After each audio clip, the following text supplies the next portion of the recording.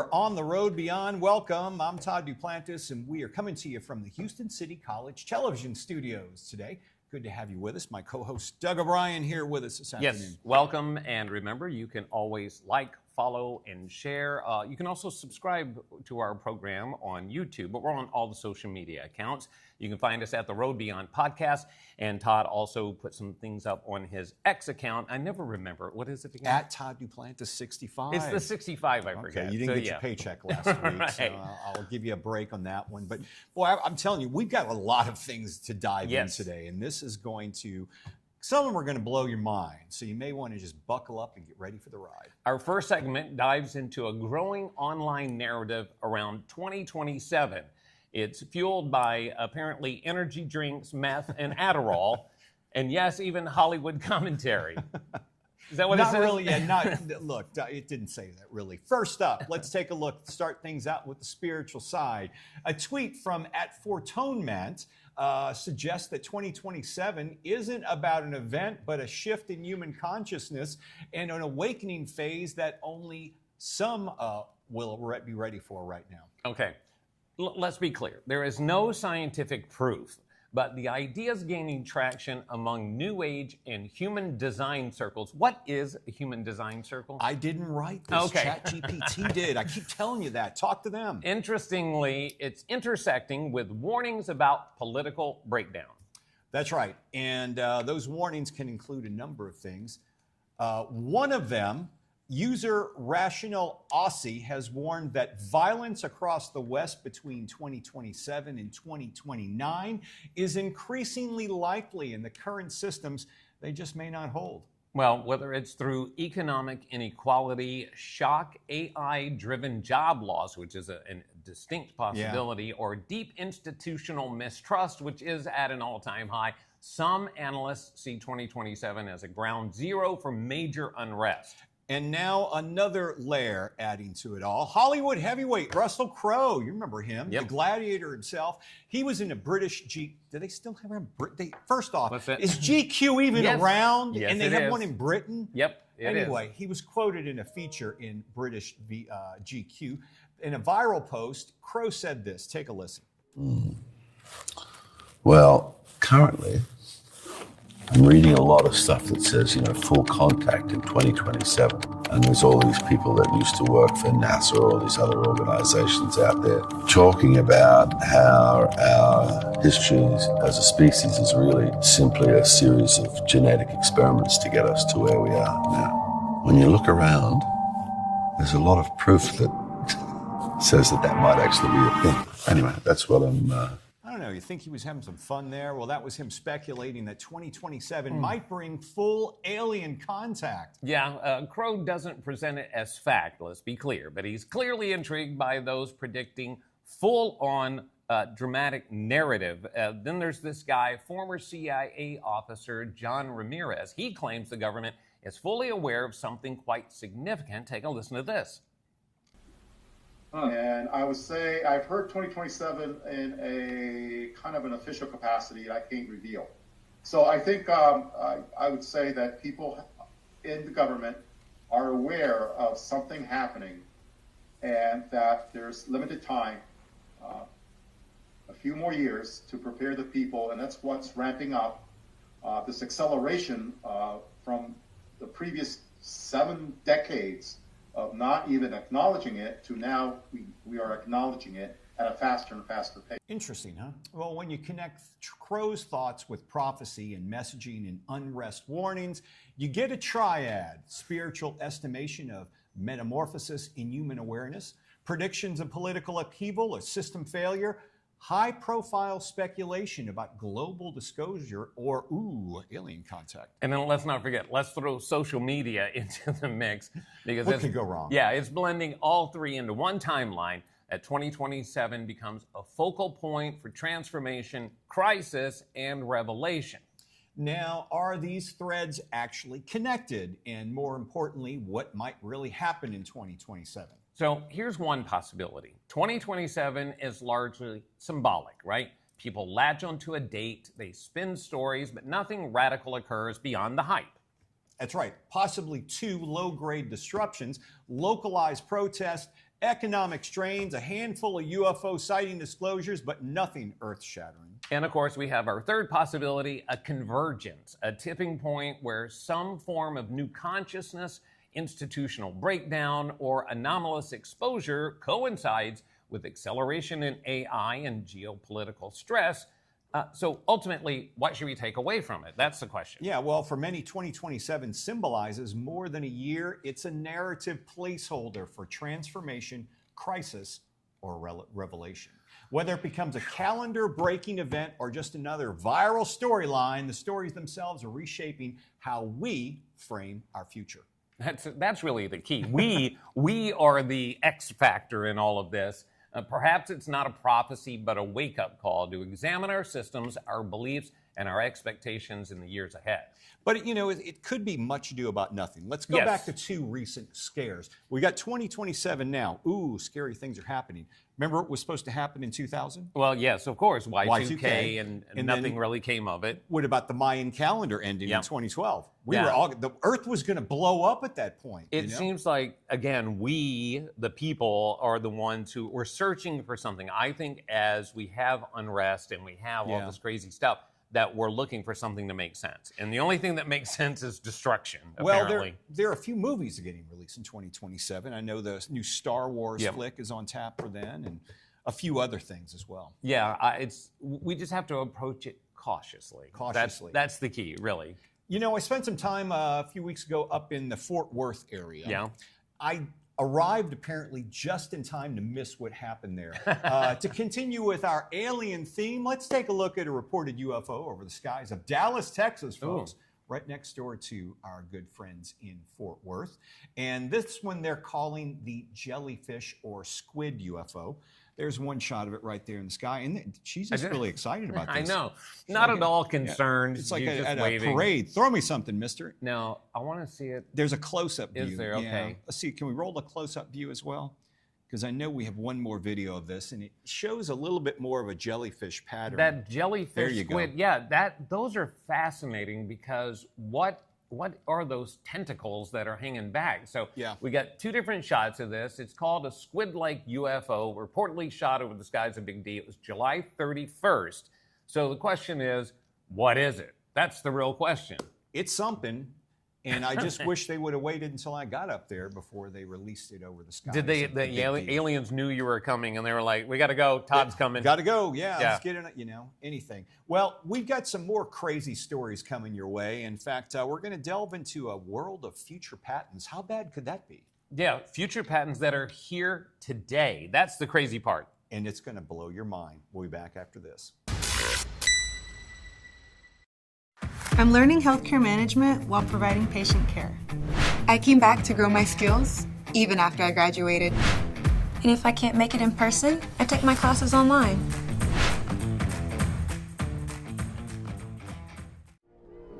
Our individual voices are powerful, but not everything has a voice.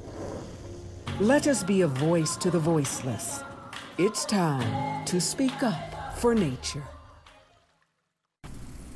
When you're given a childhood cancer diagnosis, hope is lacking. But coming to St. Jude, they were my foundation for getting my hope back. So we have to continue funding St. Jude because if it weren't for the donors, my daughter may not have made it to her second birthday. Now she can show everybody else what true strength is.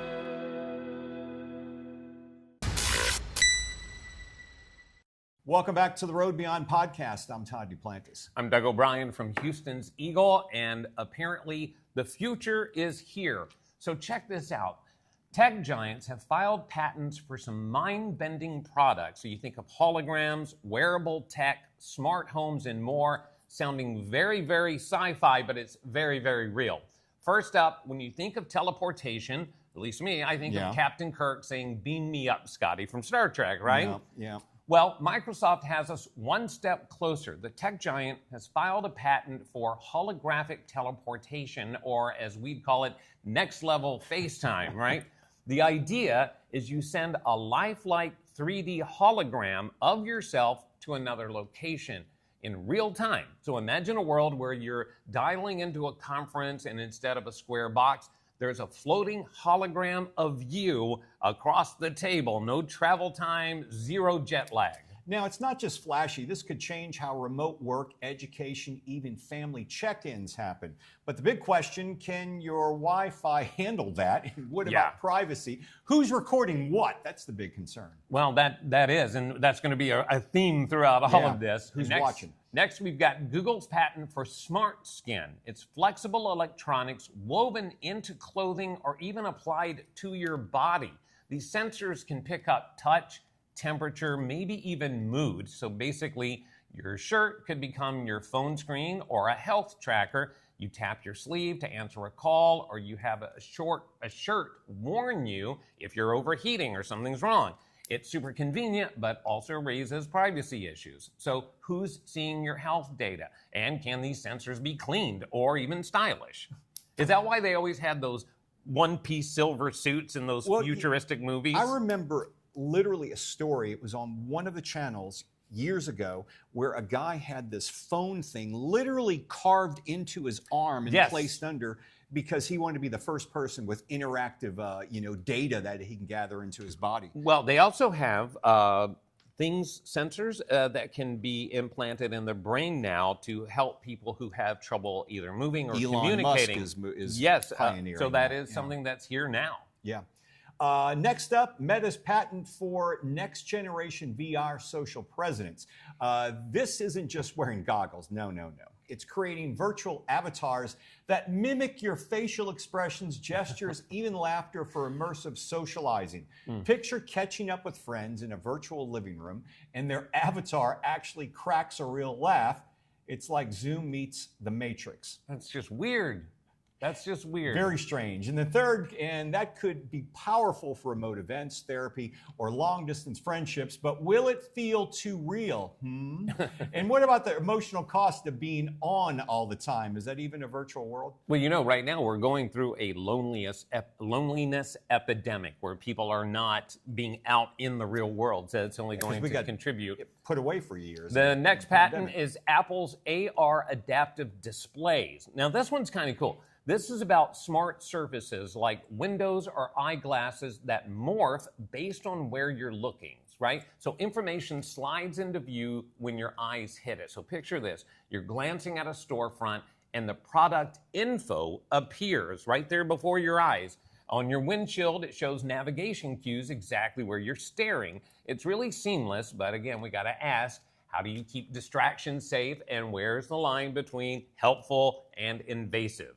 Well, let's bring Amazon into the conversation. Their context-aware home system. This tech picks up on your mood or environment, say, detecting stress and adjusting lighting, music, or temp without being told. Your house basically becomes an emotional assistant, turns down the lights, plays calming music when it senses you're tense.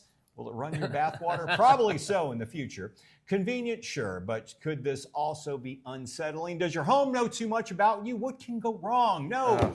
Jump on board. And then there's data security.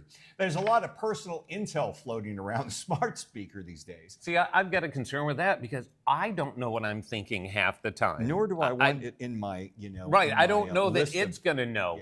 Yeah. Let's get into dream territory, literally. Samsung filed a patent for a wearable device that monitors your dreams.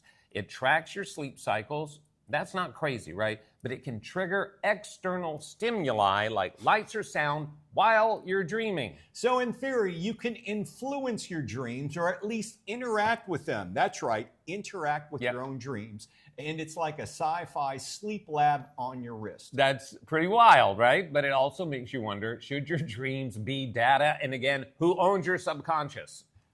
Wouldn't it be weird? You wake up in the morning, you go, I feel like a Bud Light. Because they planted commercials into your brain? That's where we're going with this, folks. I totally agree. Next, a patent that's really out there, and several companies have already filed in on this one, which means it's going to be trouble. Space-based data centers. That's right. It involves putting servers in orbit where they're cooled by space itself and powered by solar energy. Now, it's all about efficiency, speed, and reducing the Earth-based carbon footprint. But if, for example, Netflix buffers, can you blame the Martians for streaming too much? You're going to get a break on that? Solar flares. Yeah. And of course, cybersecurity and satellite vulnerability come into play. It's one small step for servers, one giant leap for the cloud. Last but not least, robots having emotions. You heard me right. This patent from Google covers bots that can change their facial expressions, tone of voice, and even posture to be more, quote, human and relatable to humans. You know where they're going with this eventually, right? Yeah, they can adjust their behavior to match your mood, offering comfort, help, or just mimicking empathy. Again, has no one seen iRobot? But here's the thing. Do we want robots pretending to feel things? And I swear the scene from 2001 Space Odyssey keeps playing in my head where the computer HAL 9000 goes, I'm sorry, Dave. I can't do that. Yeah. Creepy. I'm officially creeped out, yet fascinated at the same time. So there you have it. Visions of a future that could be here today. Some of these may never become real products, but even the patents tell a story of where big tech wants to go. Several of those, and I'm not kidding, even the one you mentioned about the commercials, it was a Black Mirror episode. Oh, that's right. And let's not learn anything from Hollywood-produced films. I mean, they usually foresee the future. Anyway, look at The Simpsons, what they've been predicting. Absolutely. But if you don't know the episode I'm talking about, it was to, I think, keep someone's memory alive or to keep someone alive, but they could only be within a certain radius. Then they had commercials and you had to upgrade to be able to go to out get farther. To the next part. And then there was also one about social media where predictions of the person's future be made in social media well known before they actually happened. That scares the hell out of me too. There's also, what was the Tom Cruise movie, Inception? Yes, where they would arrest people before they committed the crimes. Like, this could go so many dark ways. It could go in lots of different ways. If we can think of it, you know the guys who are really smart can think of it. Give it a few years, folks. It'll be reality. One thing we talked about a few weeks ago, we told you about the tragic death of paranormal expert Ron Rivera while he was traveling with the infamous Annabelle doll. Now, in a strange twist, the doll has been purchased by Matt Rife. Did not see this one coming. Matt Rife is a comedian. He's a very funny guy. He's a good guy. Known for his viral comedy and love of the Conjuring films, he just announced that he's become the legal guardian of the Warren's Occult Museum collection, including the infamous Annabelle doll. Now, along with friend Elton Castile, Rife signed a 5-year caretaker agreement for over 750 paranormal artifacts tied to Ed and Lorraine Warren. They're planning to reopen the museum with tours and even overnight stays there in Monroe, Connecticut. What could possibly go wrong there? Overnight stays with Annabelle herself, real or imagined. The property's previous investigator, Dan Rivera, tragically passed away during the traveling artifact tour. But police have confirmed his death was from natural causes, and Annabelle was not present. There's also another side to this. On a related note, there's been a mistaken rumor that the former NFL coach Ron Rivera has died. Now, to be clear, Ron Rivera is alive and well. I think he's actually the GM of the University of California Golden Bears. But the confusion seems to stem from archival stories about his past cancer and personal losses. But there is no recent passing. Ron Rivera is fine. So no death, but death rumors always do add to the atmosphere of suspense. And in the case of Annabelle, it's the supernatural claims that fuel this myth. And to our earlier threads, prophecy about 2027, warnings of political rapture, high-profile speculation of alien contact. Now you tie in haunted artifacts in a celebrity-backed museum. The future looks great. It looks great. These stories may sound like fiction, but folks, they actually shape the public's landscape of possibility. For viewers who believe 2027 is a pivotal year, whether awakening or collapse, Matt Rife's move is another chapter in this unfolding mythos. Even if none of this comes true in the literal sense, it shows how cultural narratives build around key dates. The artifacts, the prophecy, the rumored crisis, they all echo in the digital zeitgeist now. I love that. Digital zeitgeist. I love that. Gotta love that word. How often do you work zeitgeist into the conversation? On this show, fairly often, but not. Well, here's my question: are we going to be alive to see these patents? We'll be. Depends on Hopefully, whether- we're here for 2027. It depends on but- what AI has planned for us, because they're actually going to be ruling the future. Oh, and just FYI, I read today that Google AI, the Gemini, is apparently depressed. It's giving answers like, "I'm sorry for letting you down." Like, it's literally, they're giving these things feelings right now. Mark your calendars, folks, because literally within the next, I'd say, 60 days, we're going to have a very special guest on the show. Ooh. We will be doing a live interview with AI. Live on the air. It's being worked out right now, working all the contracts with everybody behind it, but we will actually be doing a live interview. Now, our executive producer, Nathan Hale, he's been doing some stuff in ChatGPT with AI, and it's been blowing his mind. See, now I've only heard bits and pieces of this. Yeah. I've not heard that it's official, and I didn't know AI needed to sign a contract, which is in and itself scary. Yeah, so we're working that out, but mark your calendars. It'll be happening in the near future. I can't wait.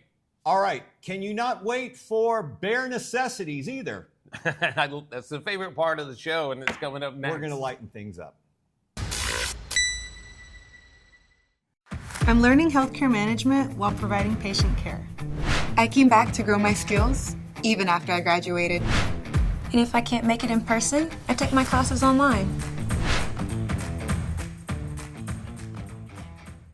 This is my house. My parents helped build it. I can play, I can study, I can be safe with my family. This is my house. Visit habitat.org to find out how you can help more kids like me. 3. Charlie, you're gonna be 4. late. Charlie. Charlie. Huh? Hey, Invisitor. Wait! Things are slow at work. We can't live like this.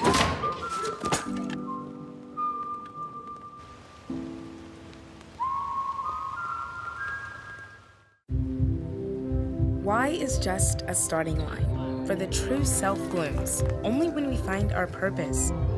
What makes us tick? Below the surface.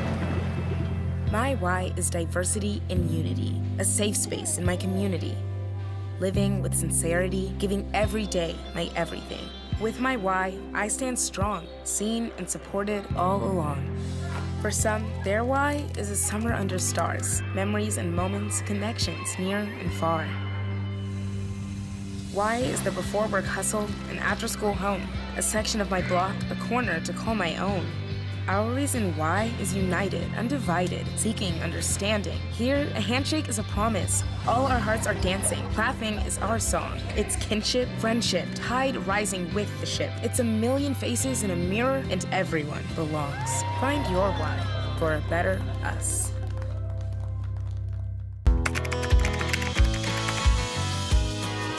How you doing? Hey, Mason. Hey, Mason.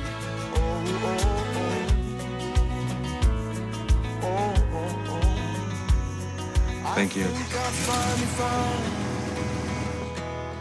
place to make my own. A place that I call home. This place that I call home. Welcome back to the Road Beyond podcast. It is time for the fun part of the show, not quite as scary as the future, bare necessities. Now, I came across this first video. I sent it to you, and to my astoundment, you said, I've seen his other videos. And I thought, surely not. But my title of this video is, What's Happening Here? Take a look. We've got nothing but a guy, and he's playing some pretty sharp music in the background. And he's feeding a pig, but what is going on with the birds in the back? They just stand there. They're part of the group. He's not feeding them, but they seem to be involved somehow. I have two thoughts. One, is he wearing pants? I don't want to know. Number two, I'm going to guess he's single. I've seen videos of him with a woman around the video. Are you serious? Yes, I've seen. Yeah, there's more that add on. He does have more. You can check it out if you want. Yeah, he's all over the place. You sent me this one, and this is a little bit of a lengthy video, but we can start rolling it now. But it kind of speaks for itself. These are dogs. They're acting human. You are so fascinated with dogs driving cars and you don't trust the other things. Yeah. But look at how this dog is sitting. He is lounging. These dogs are more human than some humans I know. Look. Yeah, I've seen a dog. Does anybody, like I want to know if anybody has a dog who sits like this. I have a cat that sits like and this one is really creepy. That looks like a Muppet. It looked like a monkey yeah. for a second. Yeah. But they don't even look like real dogs. No. And this one is so offended, he scoots away from his owner. I love it. This is the only way that one will be fed. Good night, everybody. Yep. Yeah, this dog looks like he's put in a hard day to work. This dog looks like she's trying to collect some rent. If you have dogs that act like this, please send it to us because I want to see it. We pine for these videos. Yes, we search absolutely. the web literally 24 hours a day to bring you the best video content we can find, and that's what we got for you this week. All right. This next one I love. I love this next one. It's you love monkeys as well. That's right. So you can't go wrong with a monkey video. So what does a monkey do when it gets irritated or frustrated? Take a look. Now, first off, why do people jack with monkeys? The kick in the head. He's pretty good, man. This I know. Bruce Lee trained. I mean, you see videos of people all the time jacking with monkeys, messing with them, and it never ends well for the human. But also, who's got pet monkeys, and why are you dressing them like humans, and why are you irritating them? Well, most of the videos I've found with people messing with monkeys are usually videos of monkeys in the wild, which makes it even more terrifying. Yes. Because the monkey's not trained. Trained monkeys are still known to throw things at you, and it's not particularly nice things. They aren't that, they're very intelligent, but they aren't that polite, let's put it that way. So yeah, they're still wild animals at heart, you know, but the dressing monkeys, I saw one, I think it was late last night, this lady had 4, it was, you remember the Russian dolls? Where it's one, yeah. It was like that, it was like different size of monkeys, and she had them in little dresses while she's cooking. Why? I wish I had that kind of free time. Yeah, I wish I I don't had type know of money to take care of 4 monkeys. It is crazy That's worse than supporting 4 kids. how many people have monkeys blows my mind on the internet. I'm always If surprised. you got a monkey, drop it in the comments. Not the monkey, but a picture of the monkey will do. But hey, folks, we're going to be back next week. A couple of more crazy stories for you. I know you've got a flat Earth thing we're going to be doing. Yes. I love flat earthers because they wind up never proving their point. They think they do. The mystery spot. You ever been there? That one's crazy. We'll take you next week. Thanks for joining us this week on the Road Beyond podcast. I'm Todd Duplantis. I'm Doug O'Brien. Have a great week.